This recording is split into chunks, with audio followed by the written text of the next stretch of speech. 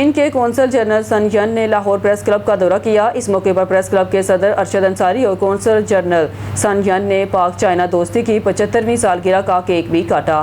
Peoples republic of China کے لاہور میں تعینات قونصل جنرل مسٹر سن ین نے لاہور پریس کلب کا دورہ کیا اور گورننگ باڈی کے ارکان سے ملاقات کی۔ اس موقع پر لاہور پریس کلب کے صدر ارشد انصاری، جنرل سیکرٹری افضال طالب، جوائنٹ سیکرٹری عمران شیخ، فنانس سیکرٹری سالک نواز، ممبران گورننگ باڈی سرمد فرق، خواجہ محمد احمد رضا، سید بدر سعید، کامران خان، ظہیر شیخ، سابق سیکرٹری ذوالفقار علی مہتو اور سابق سینئر نائب صدر شیراز حسنات موجود تھے۔ صدر پریس کلب ارشد انصاری نے چینی قونصل جنرل کی کلب آمد پر ان کا شکریہ ادا کرتے ہوئے کہا کہ پاکستان اور چین نہ صرف ہمسایہ ممالک ہیں بلکہ بہترین خارجہ پالیسی کے باعث ان کے آپس کے تعلقات دن بدن مضبوط ہو رہے ہیں اور دونوں ممالک کی عوام ایک دوسرے کے لیے نیک جذبات رکھتے ہیں۔ قونصل جنرل سن ین نے پاکستان اور چین کے دو طرفہ تعلقات پر گفتگو کی اور انہوں نے اس امر کا اظہار بھی کیا کہ چائنا اور پاکستان کے صحافیوں کے درمیان تعلقات بڑھانے پر زور دیا جائے۔ اس موقع پر قونصل جنرل سن ین اور صدر ارشد انصاری نے پاک چین دوستی کی